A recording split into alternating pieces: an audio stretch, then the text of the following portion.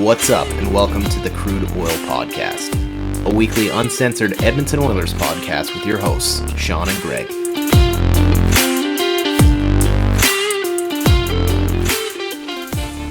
Well, we got it. The Battle of Alberta, first time since 1991. It's 91, right? Yeah, I think it's 91. I don't want to age myself, but it's before I was born. It's before I was born, so... It's close, though. Yeah, We're not children. Don't worry. Oh my goodness, I'm kind of nervous about this series. I really wanted to rehash that Dallas rivalry that we had, but I'll take the Flames. I mean, I think everybody wanted to see this, but then you were like, I talked about in our last podcast, I was on the fence about whether or not I wanted to even think about cheering for Calgary to make it this far in the first place. Yeah. And I still feel wrong for even saying that I felt that way. Well, we'll start. We figured, why wait another week? Let's just get a new podcast in before the series starts on Wednesday. So we're recording here on the eve of Game 1 before we head down to Calgary. But before we get into this, I just want to first out. We'll do some plugs here first before we get too far. Yeah, we'll jump right into the first one, which is just our mailbag that we've started. So you can DM us on Twitter. You can comment on our YouTube video. Any way you can reach out to us. You could even send us an email if you really want. If you do that, you can ask us questions, get your take out there. We can discuss whatever you want, anything like that. We're just trying to generate as much conversation as possible. Yeah. And then you can also follow or subscribe to us on Twitter, YouTube, Spotify, Apple Podcasts, whatever it is on those platforms that you can do. And wherever you listen to us, just give us a follow and let us know how you feel about things. Great.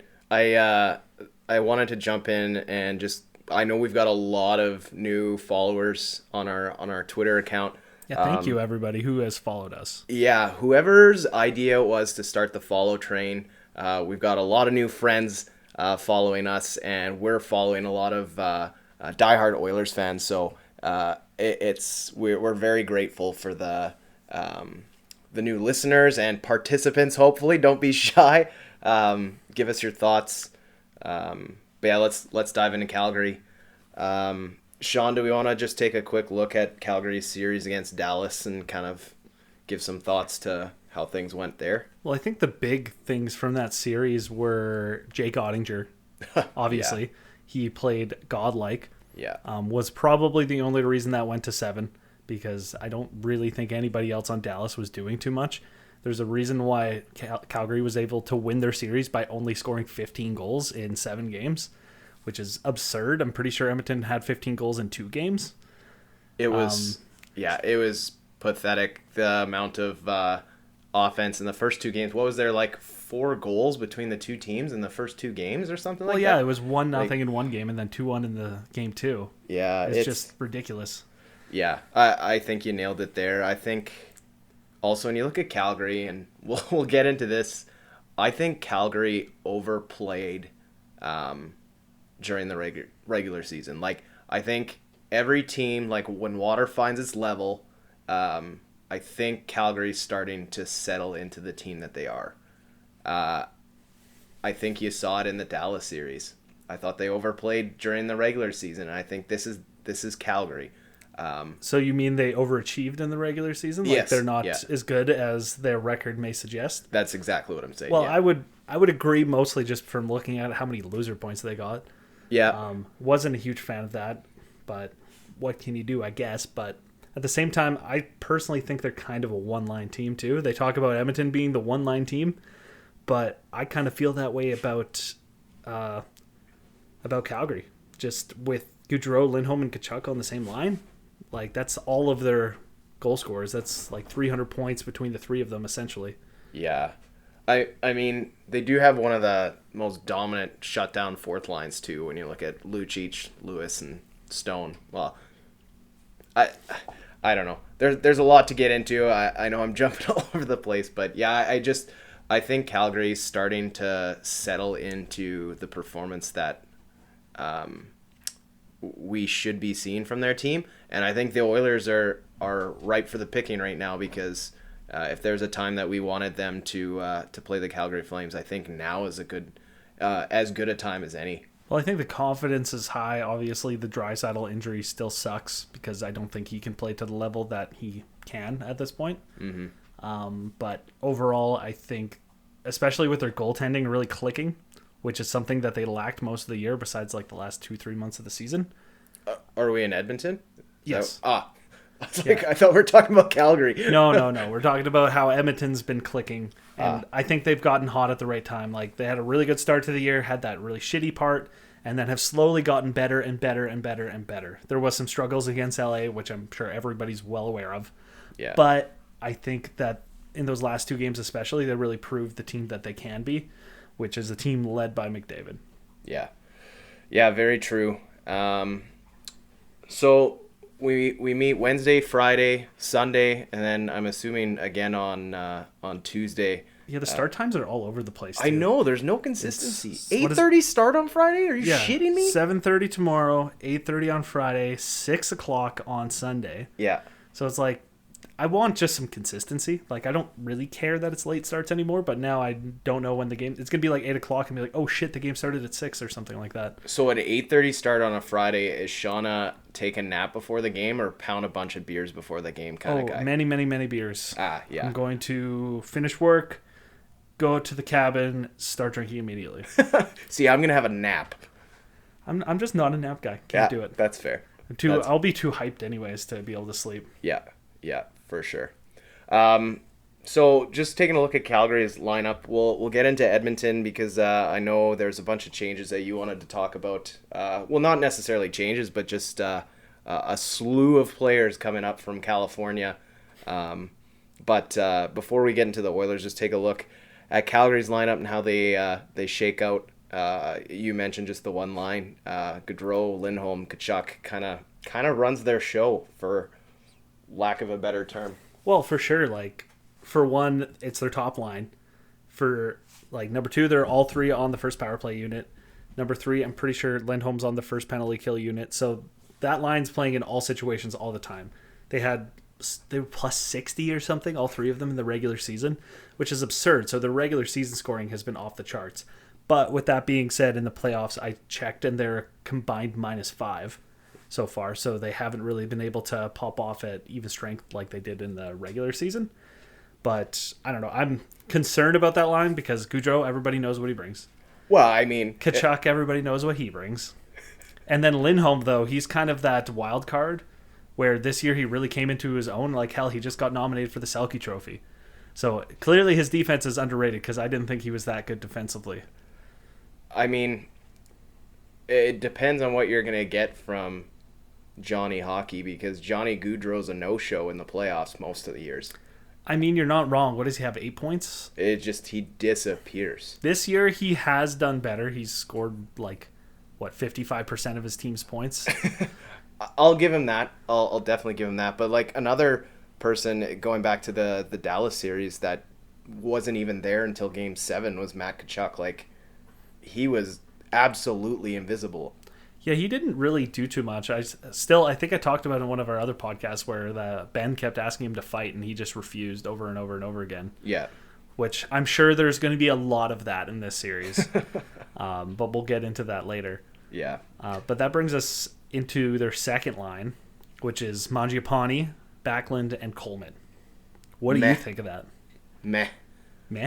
Mangiapane was white hot to start the season off. True. He was almost tied for the lead in goals, wasn't he? At one point? He was white hot. I'm not really worried about it, especially if you're comparing line to line against what Edmonton has with Hyman, Draisaitl, and Yamamoto together. If that's the way it's going to stay, who knows? I mean, looking at that line, to me, it feels more like a great third line on a cup contender, but they're only a decent second line. They'd be a good 2B kind of thing. But if I'm a betting man, I'm willing to say this is going to be the line that's tasked with shutting out McDavid.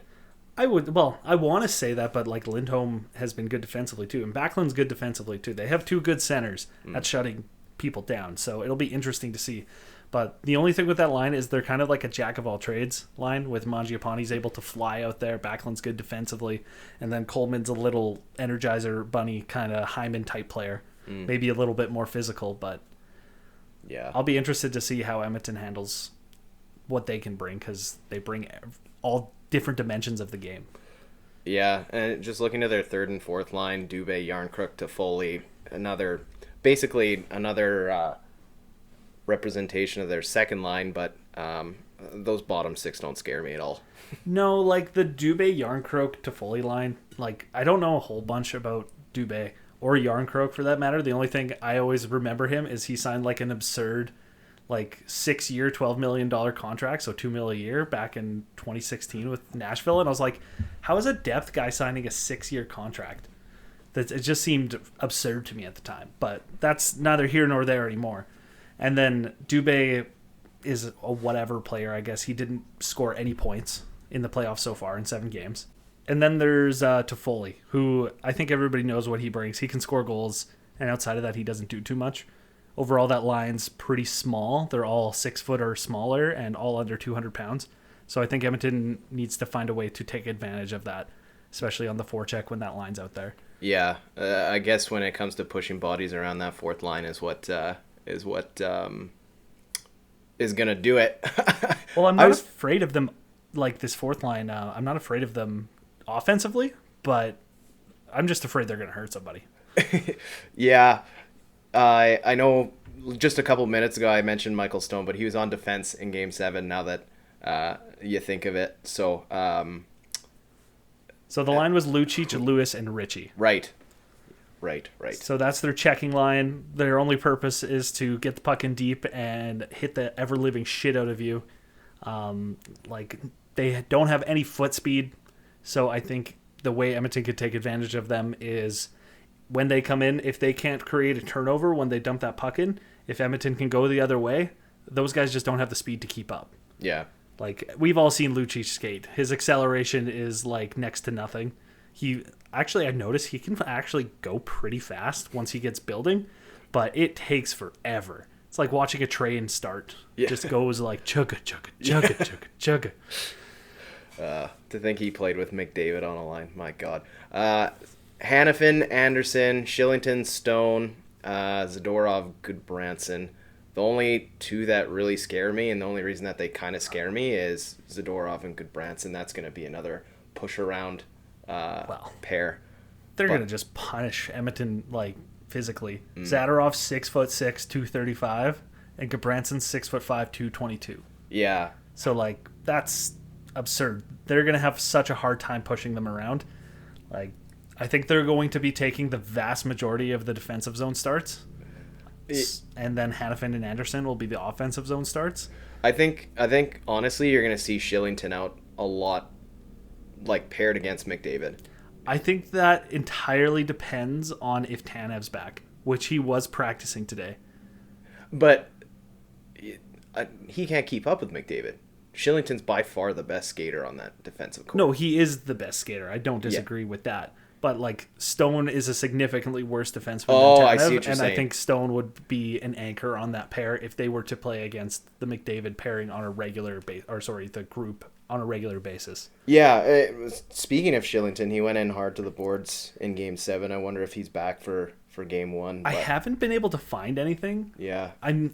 If I were to assume, it might end up being something similar to a Draisaitl type injury where he just plays through it. Mm-hmm. Where it might be bad, but it's a playoff, so who gives a fuck? Yeah. Do we want to get into Edmonton, or are we just going to kind of... I know we just talked about it a couple days ago. Well, we still never talked about their goalies. Oh, Calgary's. With everyone's favorite goalie, Jacob Markstrom, Mr. I don't want to sign in Edmonton for some reason. Does that honestly bother you? I know a lot of people it does. Right now, it doesn't bother me because Right. Mike Smith is playing really well. But it did bother me in the mid-season when they really needed a goalie. I'm wouldn't it be nice if we had this all-star goalie to play for us? As soon as the news broke, my attitude was well, fuck this guy. Well, it's like when Chris Versteeg came to us on a PTO and then went inside in Calgary. It just pissed me off. Yeah, I don't have a lot of good words if he for went Christopher Stieg. If he went to any other team, I'd be like, whatever. Like, it is what it is. But it just has to be Calgary, really? It's like, you like Alberta that much? Yeah. I don't want to go down the Versteeg line too far. But, like, honestly, I think Edmonton could beat Markstrom. Like, he was really good in the first round. Yes, he had, like, a 1.53 goals against and a 943 save percentage. Those are great stats. But it was against the Dallas Stars offense, which are probably the most one-trick pony offense in the league under their, like, top line of Robertson, Hintz, and Pavelski. And outside of that, they don't have anything. Well, and you look at the biggest difference is when you look at round one. I know in terms of the 16 playoff teams, the Oilers were fourth in terms of shot attempts per 60, and Dallas was next to the bottom. I mean, yeah. And then I've been watching a few people talk about this series, right? Almost everybody's like, oh yeah, Calgary, clear cut, Markstrom is the best goalie, like clear advantage to Calgary. But personally, I don't really agree with that. I think it's kind of a wash in net. Based off of historically speaking, Smith has had great stats in the playoffs, and he's been great this year. Their save percentage difference is by .005. That's like maybe 5 saves. Yeah. Plus, Smith has faced like 70 more shots or something like that than Markstrom has. So I don't know. I think it's a wash in goal. Yeah, I mean, it depends what kind of. I still feel like you have to say it. Like, it depends what kind of Mike Smith you're gonna get, but I think you've got enough of a sample size over his career that like he's a consistent goaltender. Isn't his like playoff save percentage like .923? It's like, higher than that, I think. Yeah, I think it's like a .935 or something like that. He's been outstanding. He just has another level in playoffs. So I would agree that it's kind of a wash.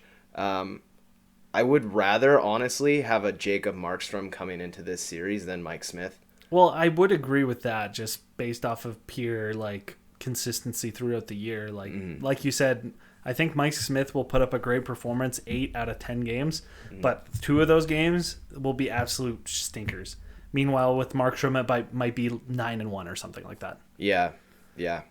So transitioning to the Oilers, I don't know if I want to get into the lineups, but I mean it's going to change too by tomorrow because half the team didn't practice today. Oh yeah, those practice lines don't mean anything. Exactly.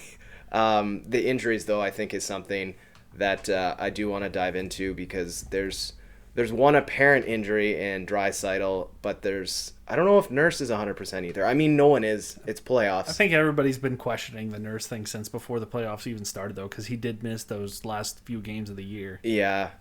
You got to wonder how much some of those players are battling through. But looking at Draisaitl, here's a question I'll pose to you.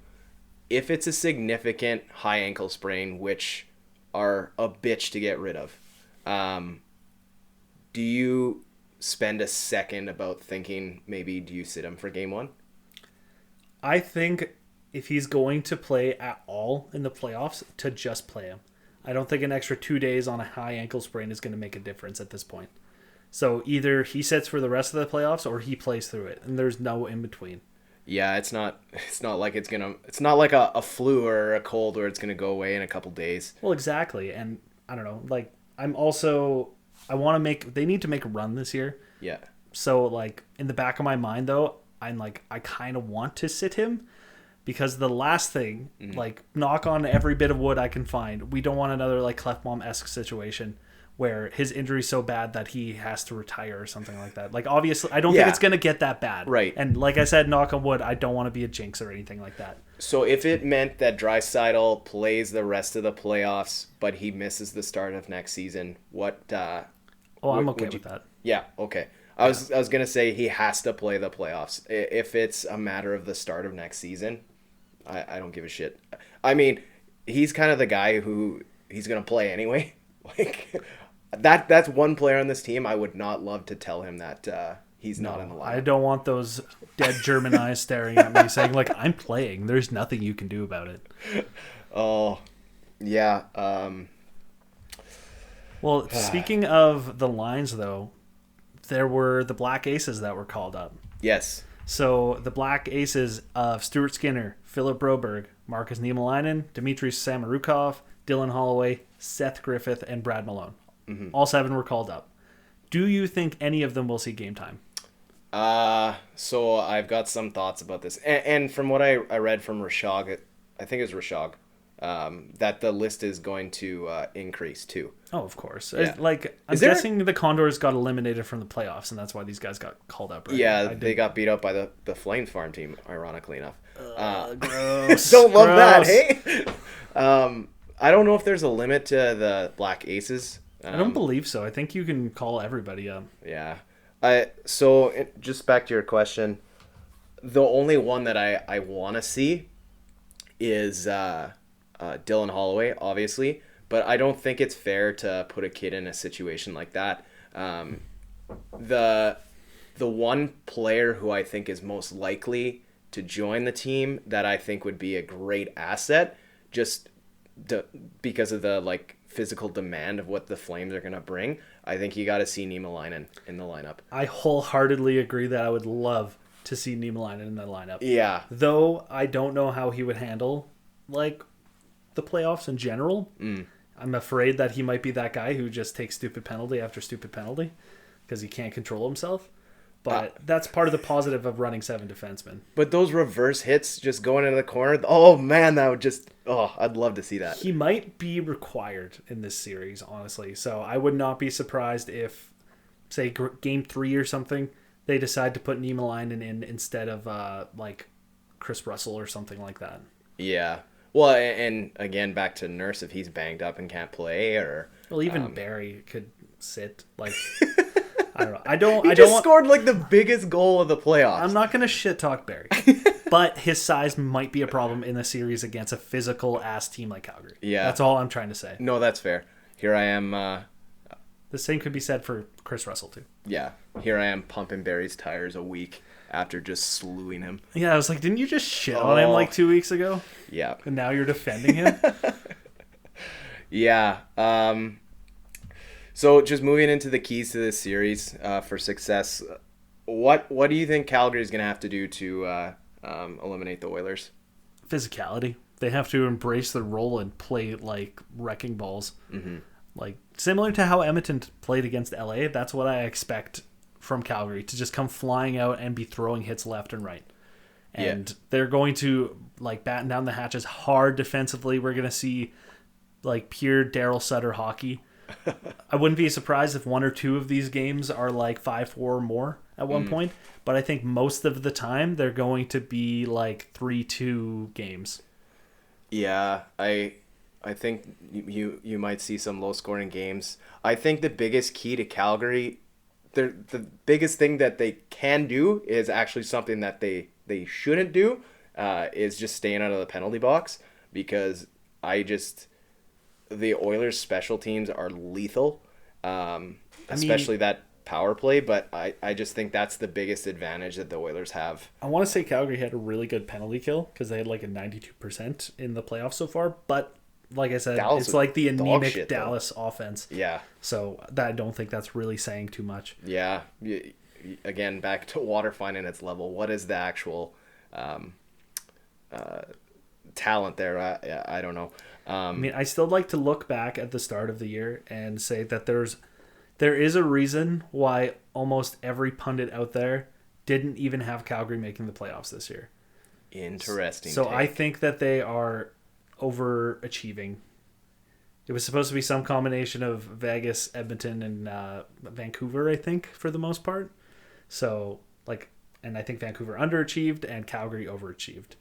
Because I think Edmonton would have won the division if it wasn't for that shitty couple months they played, where the team just disappeared completely. But ultimately, I think that they're going to fall back to the team that everybody thought they were going to be. Yeah, I said almost the exact same thing earlier, so we're on the same page there. With Edmonton, what do you think they need to do to beat the Flames? Well, first of all, they need to find a way to not let them get in their heads, especially Tkachuk.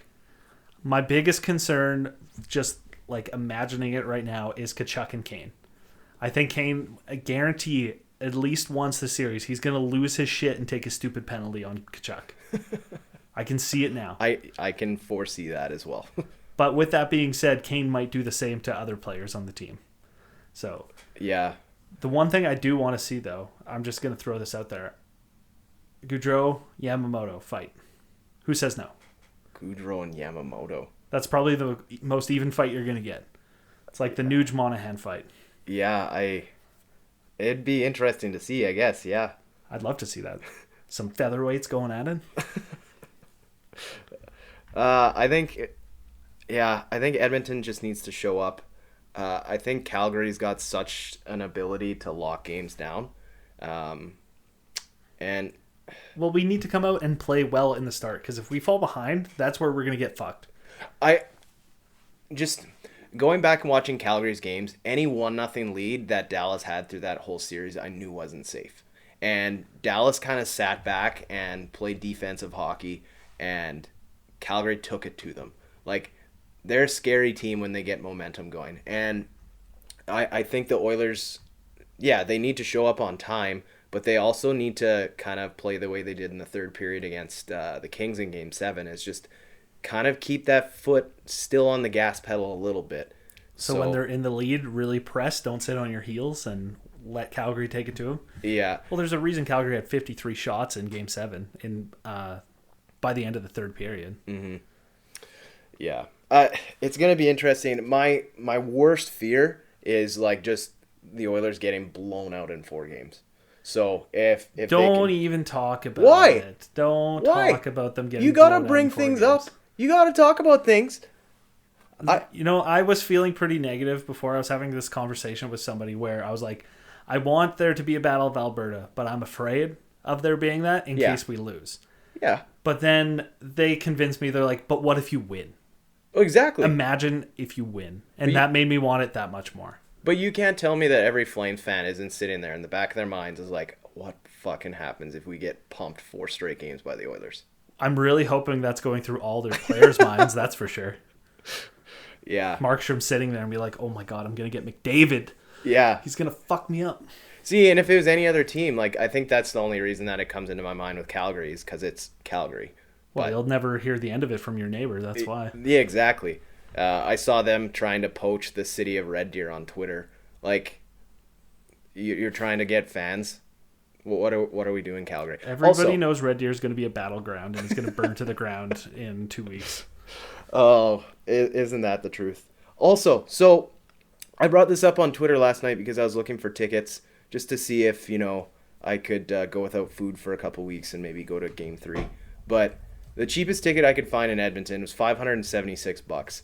And at the time when I searched in Calgary, the cheapest ticket there was for $274. So I did the math, and it's cheaper to drive down to fucking Calgary, get a hotel, go to the game, and drive back, considering gas is, $5 a gallon now? But everyone is giving me feedback that up in those press level seats, like, you can't even see the game. So yeah, my friend was at I think Game 5 or something, and she sent me a picture. She was in the press level seats. Yeah. And essentially, if you look like at the arena, everything above the ice is like cut off, so you can see just the ice surface, and everything below you is cut off too. So it's the rafters above you, and then just the steepness of the railing in front of you that cuts off the fans below you. Oh my god! So all you can see is the ice. Like, it's almost as if like they created the Saddle Dome out of a gimmick, and it's the most like impractical building in the NHL. It's not great. Rogers blows them out of the water. There's a reason why Calgary needs a new arena, right? Yeah. I wish they'd stop trying to make the city pay for it, but poor Calgary. They just don't get any of the fun things that Edmonton gets. We get a brand new arena. They don't get it. We've got Connor McDavid. They don't get it. We get Garth. He's not going there. So, I mean, they lose every single time. Let's just hope this is one more. Just an update. The cheapest tickets on Ticketmaster right now for Edmonton is $6 or $616.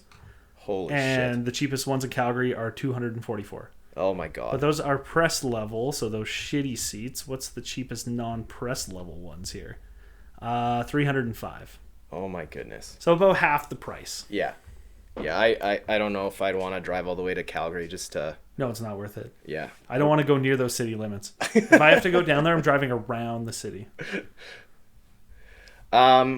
So we're going to jump into our first ever mailbag segment of the podcast. Thank you to those of you who sent in some comments, some questions. As always, as Sean mentioned, our DMs are open. You can send us an email. You can comment on one of our YouTube videos, whichever. We'll make sure that your message gets across and your thoughts get across on the podcast. So first one in comes from the Mad Hatter. He's got a couple different thoughts, so we'll go through them. These are interesting takes. So his first comment is both goalies will steal a game. Both teams will give up a stinker. Now, I don't know if he means a stinker goal or just have a stinker game, but I could see both of those happening. I think it's a stinker game. I think yeah. He's saying that essentially both goalies are going to steal a game, and then Edmonton might lose a game 5-1, but Calgary's going to lose a game 7-3. Yeah.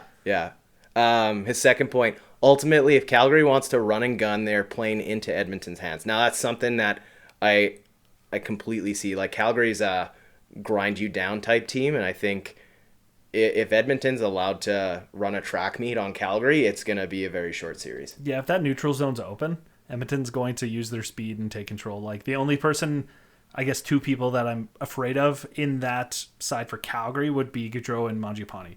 But outside of that, I don't think they have the speed to keep up with Edmonton in the neutral zone. Mm-hmm. His next point, I don't know. This is interesting. Edmonton's physicality versus LA was on full display versus a team more physical than them. Against Calgary, the physical advantage goes to Edmonton.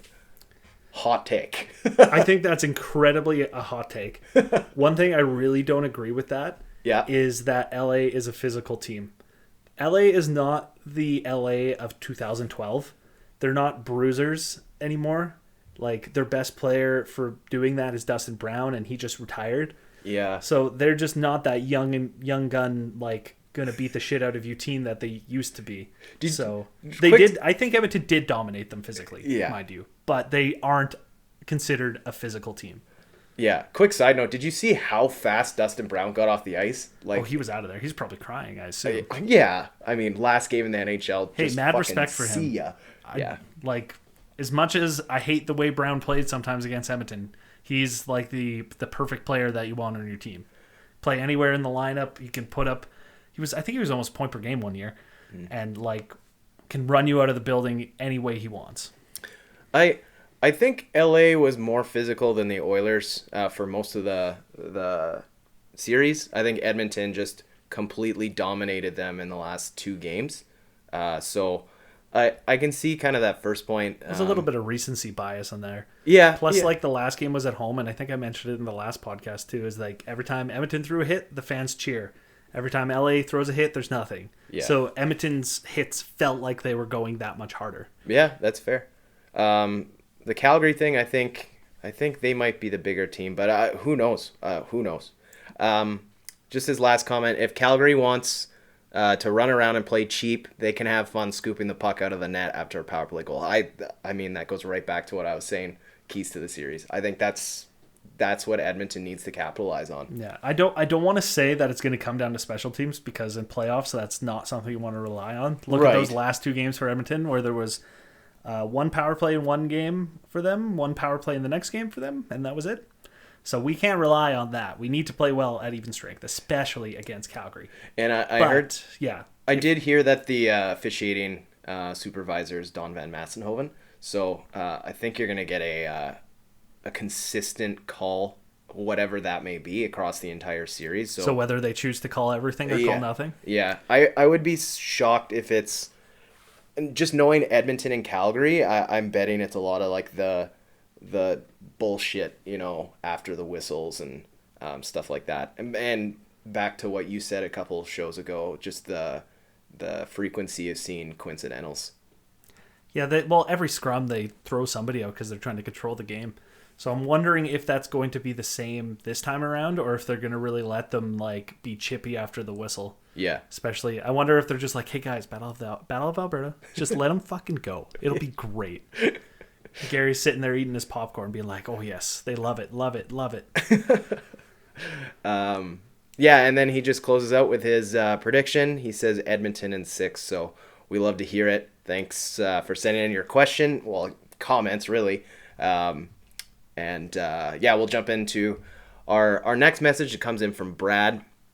He gives us a little bit of good graces. So he said, thanks for the follow and great work on the pod. For me, the most important thing will be gamesmanship. If the Oilers can stir the pot and draw the Flames into taking dumb penalties, we win in 5 or 6. Stay out of the box and let them take the dumb after the whistle penalties. I think, there's the first person that comes to mind is Tkachuk. Well, that's the thing. You can't let him get in your head because he's going to do something shitty first. If you retaliate, you're going to the box. Like, everybody fucking hates when it happens, but that's how it works. Mm-hmm. So they need to be careful, and I'm concerned that they're not going to be able to, because Kane, Cassian, they're very hot-headed. I could see them easily doing something stupid. As long as it's not in a bad situation or a bad time, then it's okay. But like I said before, I guarantee it's going to happen once, at least. And Calgary's not dumb. All it's going to take to make this series turn into madness is the first shot at Leon Draisaitl's ankle. Oh, yeah. Any shots at Draisaitl's ankle and any shots in general at McDavid are going to stir the pot. Yeah. That's when you go to a Cassian and you tell him to go run over Gaudreau. Like, oh, for sure. It's tit for tat. Exactly. Yeah. Who was that comment from, by the way? That was from Brad. From Brad? Okay, perfect. And then we have another question here. So an actual question, which is fun. This is from at Sam Persky. He says, what do you think the chances are that we see the gloves drop this series? And if the chances are good, what's the over-under 1.5 fights? What? So, do you think there will be fights first? I don't think there'll be as many as you think. So you think there will be fights, though, correct? There'll be at least one fight. Okay. Over under 1.5 fights for the series. For the series? Yeah. I'm gonna say one fight. You think there'll be one fight the whole series? Yeah. Oh, so you're taking the under. See, with me, taking the under. I'm going to say over. Okay. I think there'll be more than that in a game. Yeah. No, there might be frequent games where there's no fights. There might be 3 or 4 of them, but I think in one game there's going to be like 4 fights at one point. I'm sure throughout the game. But we're not talking like a scrum after the whistle. We're talking we're talking drop full on gloves. 5-minute majors and everything like that. Okay. So, but I wanted to make a comment on this that I think Edmonton should do their absolute best to stay out of the fighting game. Yes. And the reasoning for that is Edmonton's best players are their fighters. Outside of Cassian, there's Kane, there's Nurse. Those are the guys who are going to be fighting. And you're going to be fighting Lucic, Zadorov, Gabranson. So who would you rather have on the ice out of all those guys? I think you would take Nurse and Kane 10 times out of 10 out of all of them. Mm-hmm. So, and like this is where I wanted to bring up my Yamamoto versus Gaudreau fight because I'd love to see that. I think it'd be hilarious. But yeah, I think Edmonton should stay out, but the over, I would take that over 999 out of 1,000 times. I don't know how many more decimals I can get. I was like, did you get it? As soon as I said 9 twice, I was like, where am I going with this? I think there's gonna be one fight, but I think it's gonna be Cassian and Tkachuk. You think that's gonna happen? I think that's gonna happen. I think Cassian is going to fight somebody not Tkachuk. I think he'll want to fight Tkachuk, but I don't think because Calgary should have the same mindset with Tkachuk. Is be like, don't you fucking fight. You're one of our best players. Don't fight. We don't need you in the box. I would like to see Tkachuk and Kane because that feels like a pretty even exchange of players. Whether or not Tkachuk could even like roll with Kane at all in a fight is a whole nother story, but that would be the only trade that I'd be willing to make. I'm just too worried that Kane's going to take a stupid like reactionary retaliation penalty, try and go after someone who's not going to fight. That's what I'm worried about with him. Yeah, my hope is that he stays calm. Yeah. But I don't know. As long as he's the one stirring the pot and not having his pot stirred. Very true. Very true.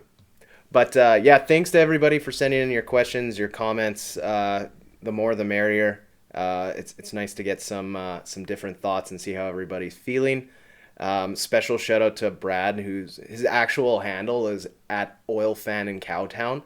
So I can't imagine the hell you're going through right now. Good luck to you out there, Brad. It's going to be a dangerous place to go for the next 2 weeks. I literally sent him a message. I was like, please stay safe. Yeah, so we'll wrap up here just with our predictions. We'll go around the league first. Just throw out what we see. We'll head to the East first. I think they're starting tonight. Is it Carolina and New York tonight? Yes, and Colorado plays later. Right. Thoughts on the series? I am going to say, who's Carolina's goalie right now? That's my question. Shit. Is Anderson still hurt? Is Ranta still hurt? Ranta played the last game they had. Okay. Yeah. So, if Ranta's healthy, I'm going to say Carolina in 6. Yeah, I didn't love the Rangers.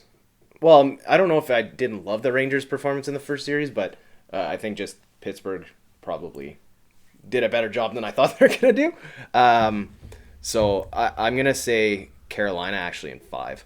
In 5, okay. Yeah, I'd almost be willing to give that a sweep if it wasn't for Shesterkin. Yeah. He's going to steal at least a game. Yeah. By the way, that series starts tomorrow. Tampa, Florida are playing right now. Okay, let's jump into that series. That is going to be probably my favorite outside these. I can't not say 7 games there. 7? Because I cannot see either team winning unless, like, Florida, for example, still has Tampa in their head from last year and they just completely implode. So who are you taking in Game 7 then? I will take Florida. Yeah. Because I don't want to see the three-peat. I'm Unlike other people, I don't want it. I'm taking Florida in 4. What? I think they're going to sweep. Kucherov's hurt. Braden Point's hurt. Braden Point's hurt, yeah, that's true. They're worn down. I think... They're up 1-0 as we speak. Tampa is? No, Florida. Oh. I was like, yeah, that would be just serendipitous. Sure as shit, I'm editing this at 8:30 at night, and Tampa Bay has scored 4 fucking unanswered goals to beat the Panthers 4-1. Stay fucking hot, Greg. Colorado, St. Louis. Do you have an upset here? Or... I do not. Yeah. Like, somewhere in me, because I have too many friends who are Colorado fans, I want Colorado to win. Yeah. And I'd love to see them go to the next round and Edmonton smack them so I can put all my friends in their place. Yeah. How many games? I'm going to say 6 because it's going to be hard to deal with St. Louis's depth. Yeah, I actually have the Blues going in 7. You have the Blues in 7. Okay. I wish I had like an air horn beside me right now, now. Because that's the hottest take I've heard yet. I think the Blues are getting hot at the right time. I would take the Florida sweep over Tampa before I would take the St. Louis in 7. Yes. I know Colorado. I have a lot of people in my life too. It must be a thing here. If you're not an Oiler or a Flames fan, you're an Avalanche. It's because of the age that we are when like we were growing up. Colorado was like a god tier team. Yeah, that's fair. Watch Forsberg and Sakic run around. Yeah. Yeah, so I got the Blues in 7, and then our takes for this one, Sean. I'm going to say Edmonton in 6. In 6? I want to see them win at home, for one. So I always have to go for the win at home. And I think they can steal games on the road. They showed that they can steal road games in that LA series. They won 2 games in LA. So I think with that, if they can really clean up their game at home, then they could take this in 6 for sure. Yeah, I would love to say the Oilers in 4, but that might be a little too biased. A little too biased. I'm gonna say 7. Calgary scares me the most outside of Colorado, to be honest with you. It might just be because they're 2 hours south of us, but I would love nothing more than the Oilers to stomp down to Calgary in their barn and shut up all of those Flames fans in Game 7. Just leave them devastated. I hope it's a 7-0 win in Game 7. But who knows what's actually going to happen. This series is probably the biggest toss-up, I would say, out of any of the series. Nobody knows what to expect. Everybody I've heard, like, one of the worst takes I saw so far was, I'm pretty sure I saw Gretzky called Calgary to win. And I was like, I felt hurt on a level I didn't know I could from reading that. It's like, bro, what are you doing? I think he was trying too hard to not be biased, so he went the other direction. Yeah. I guess we'll wait and see. It starts tomorrow night. Just one thing before we do sign off. all kidding aside, like we love to poke at Flames fans and we love to diss them, and it's one thing to chirp someone, but the amount of death threats that I'm seeing on social media from people either getting them or like people sending stupid shit, like cut that shit out. Both sides. People are so dumb. Like, so yeah, none of that. Yes. No physical confrontations Exactly. of any kind. Yeah. Like, it's hockey. At the end of the day, it's just a game. Yeah. We all love to cheer and beak and like love the game, but look at Calgary fans. Yes, you guys can debate and argue about whose team is better all day and smash heads, but they love hockey too, and that's what we're here for. And we're here for good hockey. Yes. Now I understand that there will be no shortage of alcohol consumption during this series, so just had to put it out there before the games start tomorrow night. Anything else, Sean? I think that's really all we got. But like we said before, follow us on everything for more content whenever you get the chance. Awesome. Let's go, Oilers. Take a deep breath. Starts tomorrow. Let's go. Woo!